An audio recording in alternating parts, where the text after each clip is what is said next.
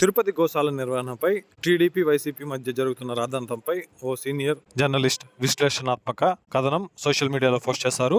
ఆయన ఏం మాట్లాడారో ఇప్పుడు చూద్దాం. ఫేస్బుక్ మిత్రులు నమస్కారం, నేను మీ గిరిబాబు కాళహస్తి. ఈరోజు తిరుపతి ఎస్వి గో సంరక్షణశాల డైరీ ఫామ్ గురించి జరుగుతున్నటువంటి ఇష్యూ గురించి మీకు కొన్ని విషయాలు చెప్తాను. ఇది తిరుపతిలోని ఎస్వి డైరీ ఫామ్ తుమ్మలకొండ దగ్గర ఉంటుంది. ఇక్కడ తిరుమల తిరుపతి దేవస్థానం సంబంధించినటువంటి అనేక ఆలయాలకు, తిరుమల శ్రీవారి ప్రసాదాలకు ఈ యొక్క డైరీ ఫామ్ నుంచే పాలు, పెరుగు వెళ్తూ ఉంటాయి. ఇక్కడ గోవుల యొక్క సంరక్షణ జరుగుతూ ఉంటది. ఇక్కడ గోవులు అనేటివి చనిపోయినాయని ఈ మధ్య ఒక చిన్న వివాదం మొదలైంది. ఇది చిలికి గాలివానగా మొదలయ్యి దేశవ్యాప్తంగా చర్చ అయింది. ముఖ్యంగా గోవులు చనిపోవడం అనేది ఈరోజు భక్త్యం కాదు, ఇది మొదటిది కాదు. గతంలో ఇక్కడ చాలా సార్లు కూడా గోవులు చనిపోతూ ఉంటాయి. అనారోగ్య రీత్యా ఒకటి, వయసు రీత్యా ఒకటి, ఇక్కడ గోవులు చనిపోవడం సాధారణం. తిరుమల తిరుపతి దేవస్థానం మాజీ చైర్మన్, మాజీ ఎమ్మెల్యే భూమన కరుణాకర్ రెడ్డి ఒక 4 రోజుల ముందుగా ఒక స్టేట్మెంట్ ఇచ్చారు. సుమారు 100 గోవులు చనిపోయినాయి ఇక్కడ 3 నెలల్లో అనేసి. సంఖ్య 10 అటు ఇటు కావచ్చు, కానీ ఆయన చెప్పిన మాట వాస్తవమే, అందులో ఏం తప్పు లేదు.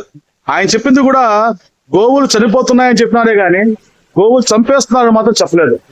దీనికి సింపుల్ గా టీటీడీ ఈఓ గాని, జేఈఓ గాని లేదా పిఆర్ఓ విభాగం నుంచి ఒక స్పష్టమైన ప్రకటన సరిపోయేది. ఎందుకంటే నిర్లక్ష్యం వల్ల గాని, అక్కడ అధికారుల యొక్క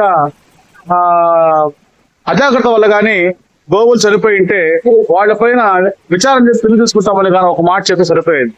దీనికి పాలక మండలి సభ్యుల నుంచి, చైర్మన్ నుంచి, ఎమ్మెల్యే, మంత్రులు, రాష్ట్ర అధ్యక్షులు ఇట్లా ఒక్కరి నుంచి ఒక తర్వాత ఒకరు స్టేట్మెంట్ ఇచ్చి అనవసరంగా ఈ విషయాన్ని కలికి చాలా పెద్ద చేశారు. నిన్నటి రోజు కరుణాకర్ రెడ్డికి వాళ్ళు సవాల్ చేయడం రమ్మని, ఆయన రాకుండా ఇంటిగా అట్టుకోవడము, పోలీసులంతా కూడా, మీడియా అంతా కూడా నిన్నంతా ఇక్కడే తిరుపతి ఇక్కడ ఈ డైరీ ఫామ్ కూడా పడిగాపులు గాయడం నిజంగా చూస్తే చాలా సిల్లీగా అనిపిస్తుంది. కరుణాకర్ రెడ్డి నిజంగా డైరీ ఫామ్ కు రావాలనుకుంటే ఆయనకి దారి తెలియదా? ఆయనకేమన్నా అనుమతి కావాలన్నా? ఇదేమో నిషిద్ధ ప్రాంతమా? ఎవరన్నా రావచ్చు డైరీ ఫామ్ కి. ఒకవేళ నిజంగా అలా వచ్చే ఉంటే ఆయన అవకాశం ఉంటే ఆయన పిలిపించి ఆయన చూపించాల్సింది. ఆయన ఇంటికాడ అరెస్ట్ చేయడం ఏంది? ఇక్కడ 5 మంది ఎమ్మెల్యేలు వచ్చి ఇక్కడ పడిగాపులు గాయడం ఏంది? ఇదన్నీ చాలినట్టుగా మాజీ సభ్యులు, మాజీ పాలక మండలి సభ్యులు వీళ్ళంతా కూడా వచ్చి అక్కడ ఒక పెద్ద హై డ్రామా చేయడం అనేది ఒక రకంగా వైఎస్ఆర్సీపీ చాలా అడ్వాంటేజ్ గా మారింది. రాష్ట్ర వ్యాప్తంగా ఒక దృష్టిని ఆకర్షించినటువంటి ఒక క్రెడిట్ అయితే కరుణాకర్ రెడ్డి ఆ విషయంలో సక్సెస్ అనేది అనుకోవాలా.